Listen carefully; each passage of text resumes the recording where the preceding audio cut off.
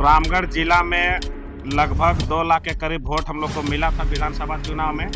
मांडू में 71,000 वोट, रामगढ़ विधानसभा में 70,000 वोट और 30,000 के आसपास बड़कागांव विधानसभा से मिला था। 25 पंचायत में विस्थापन का मामला है।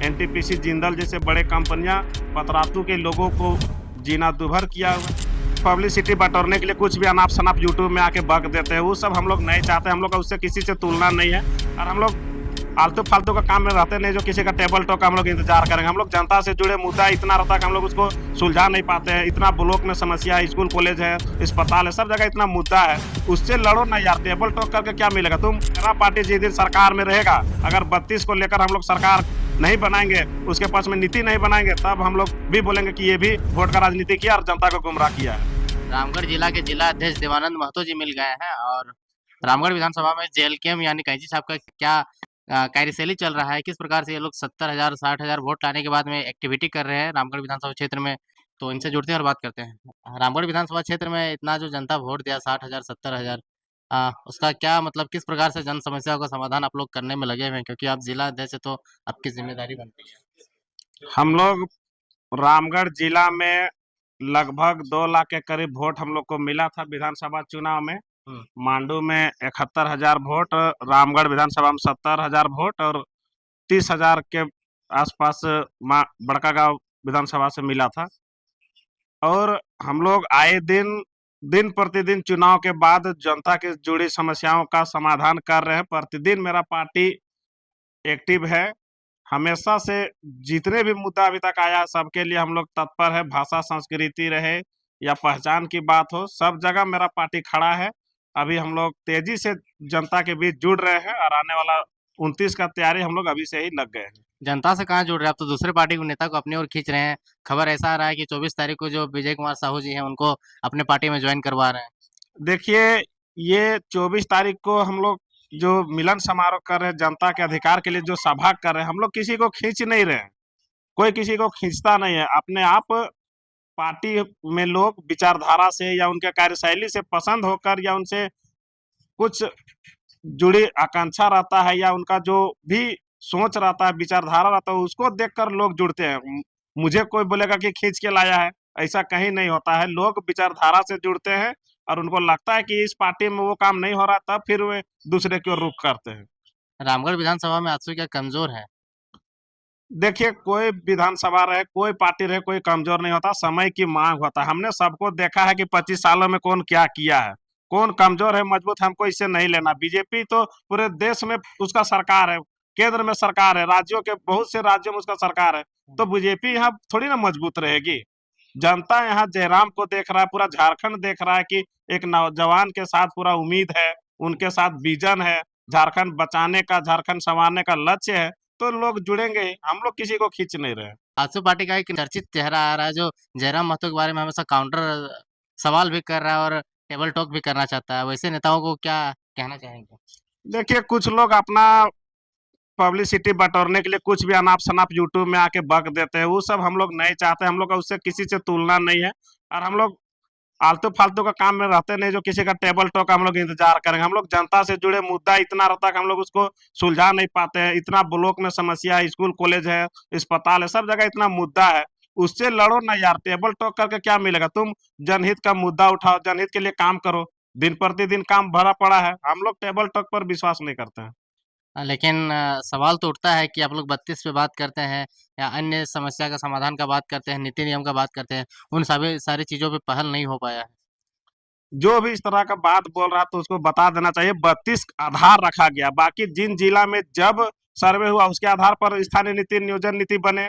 सभी पार्टी का आधार 32 रहा है। आंसू का भी एक बार 32 का नारा देखे थे बैनर वही में। तो बात है कि सब 32-32 करता है लेकिन उसके बाद सब खिसक जाता है। 32 करता है और जब सरकार बनती है या सरकार में रहती है उस समय उन लोग कुछ नहीं करता। ये बड़ी मुद्दा है। मेरा पार्टी जिस दिन सरकार में रहेगा, अगर 32 को लेकर हम लोग सरकार नहीं बनाएंगे, उसके पास में नीति नहीं बनाएंगे, तब हम लोग भी बोलेंगे कि ये भी वोट का राजनीति किया और जनता को गुमराह किया है।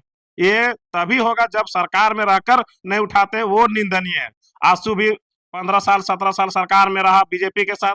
जेमे में अभी 10 साल बनने जा रहा है सरकार। इन लोग 32 को लेकर सरकार में आया लेकिन कुछ नहीं किया। इसका हम लोग का मांग है अगर हम लोग को जनता मौका देगी और हम लोग नहीं करेंगे फिर हम लोग वोट ही नहीं मांगेंगे, नहीं मांगेगा। नहीं मांगेगा। अगर हम लोग पूर्ण बहुमत में रहें या सरकार में जब भी रहेंगे, अगर 32 को सदन में नहीं उठाएंगे, अभी मेरे माननीय विधायक डुमरी केंद्रीय अध्यक्ष जयराम महतो अभी 32 का बात पहले ही सत्र में उन्होंने रखा है। अब सरकार को सोचना है कि उसको करना क्या है नहीं है। हम लोग तभी विपक्ष में, जिस दिन सरकार में बनेंगे अगर ये बात हम लोग का प्राथमिकता से और पहला प्रश्न नहीं होगा, उस दिन से हम लोग राजनीति से इस्तीफा दे देंगे। 24 तारीख को क्या होने वाला है? सुनने में आया कि बहुत बड़ा महासभा आप लोग करने वाले हैं और बहुत सारे लोगों का ज्वाइनिंग होगा, बड़े-बड़े चेहरे बड़े पार्टी छोड़ कर आएँगे। हमारे माननीय विधायक और केंद्रीय अध्यक्ष टाइगर जी का सपना है कि आने वाला 29 को तैयारी हम लोग अभी से ही शुरू कर देंगे और रामगढ़ में उनका 2 दिन का कार्य रहेगा, वो बोल के गए हैं। अब तो रामगढ़ में अभी 1 महीना से कोई सभा नहीं हुआ है, पिछले महीना हुआ था 20 तारीख को। तो इस बार पतरातू प्रखंड में खतियानी अधिकार सभा सम्मिलन समारोह का आयोजन किया गया है 24 तारीख को। उस दिन बहुत से लोग दूसरे संगठन से छोड़कर आएंगे और उस दिन हम लोग का सभा भी होगा।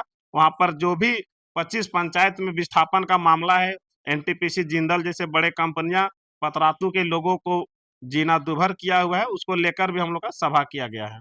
राज्य का नहीं पूछेंगे, रामगढ़ विधानसभा का आप स्थिति बता दीजिए कि वर्तमान विधायक के द्वारा किन-किन परियोजना या काम को किया जा रहा है? जो यहाँ का मेजर काम है, वो चीज़ हो रहा है कि नहीं हो रहा है? अभी तो ये जो नया 24 में विधानसभा चुनाव हुआ है, उसके बाद अभी तक तो ऐसा सरकार का कोई योजना नजर नहीं आ रहा है। सरकार की जो भी योजना है पिछले ही वाला चल रहा है। बाकी अभी तो विधायक की तरफ से वैसा कुछ काम नहीं दिखा है। जो उसका आधारभूत काम है वो कर रहे हैं वो अपना। बाकी सरकार का कोई योजना भी यहाँ ठोस रूप से या बोलिए तो कोई नया योजना ही नहीं बना इस नया कार्यकाल में। रामगढ़ विधानसभा के जो प्रत्याशी थे पन्नेश्वर महतो, उनका रिज्वाइनिंग हो गया है। तो क्या लगता है कि आपके पार्टी में डिसिप्लिन का कुछ कमी है या फिर किन सारी चीज़ों पे मतलब सुधार करने की ज़रूरत है?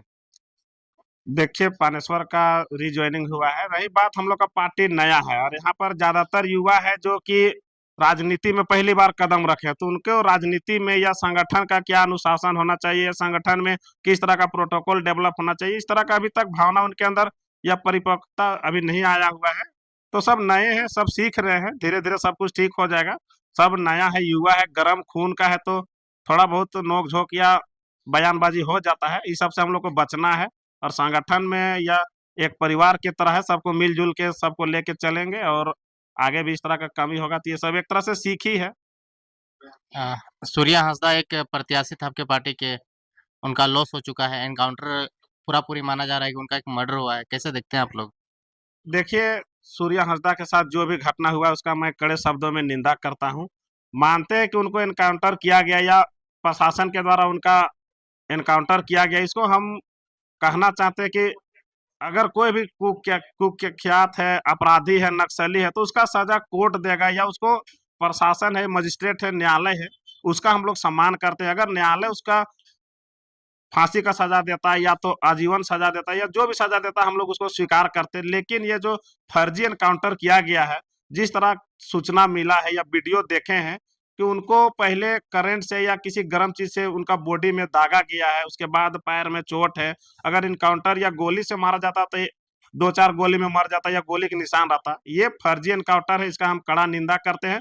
कल को मेरे ऊपर भी 5-6 केस है, कोई दिन पुलिस मेरा भी एनकाउंटर कर देगा। क्या पुलिस के पास उतना शक्ति है कि वो डायरेक्ट सजा सुना देगी या किसी के एनकाउंटर कर देगी? तो फिर न्यायालय क्यों इतना बना के रखे हैं आप? सुप्रीम कोर्ट, हाई कोर्ट, ये सब जो भी है फर्जी है। न्यायालय का सब कोई सम्मान करता है, न्याय सबको मिलना चाहिए, विधि के समझ सब समानता है। अगर वो गलत था तो उसके साथ गलत कार्रवाई होता, वो सजा देता, कोर्ट देता, ये अदालत देता, न्यायालय देता। लेकिन पुलिस जो फर्जी एनकाउंटर किया है ये निंदनीय है। इस घटना में जितने भी शामिल हैं, हम तो चाहते हैं कि उन लोग के ऊपर कार्रवाई होना चाहिए। हम लोग का अनुच्छेद 14 विधि के समझ समानता बोलता है, जिसको हम लोग सम्मान करते हैं, इसका पालन होना चाहिए देश में।